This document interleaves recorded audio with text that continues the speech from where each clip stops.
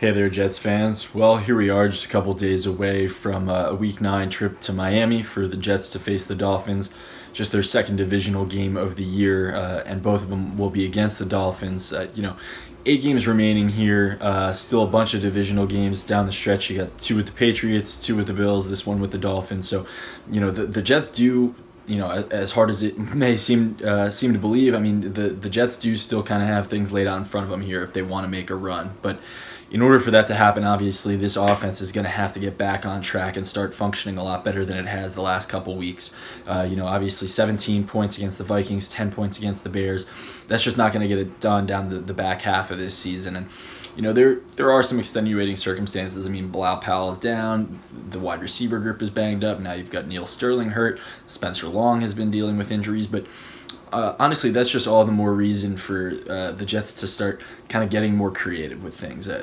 Offensive coordinator Jeremy Bates was asked on Thursday kind of his philosophy on trick plays, and he joked that he's 0 for 2 this season with trick plays, and of course he's referring to the first couple weeks where first play of the season he tries a trick play and Sam Darnold gets throws a pick six, and the Jets also try to throw back against the Browns. They got blown up in the backfield, but that's all well and good, and it makes sense why Bates may have been a little bit gun-shy for a while there with trick plays after the early failures. But, this is kind of the perfect time for the Jets to start breaking out the bag of tricks. I mean, obviously, with people banged up, a limited number of weapons, you have to do something to try to put points on the board, especially in games against good defenses like the Bears last week, and in these tight divisional games down the stretch as well. I mean, these are all going to be hard-fought games, and the Jets need to find a way to put points on the board whichever way possible. So, if Bates has any tricks up his sleeve,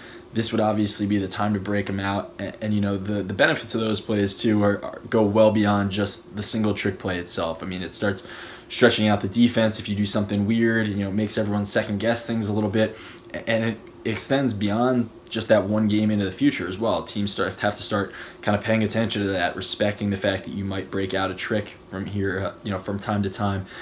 So a couple trick plays can kind of go a long way for the Jets down the stretch here, and at least give their opponents pause and kind of hopefully open things up for them a bit down the stretch.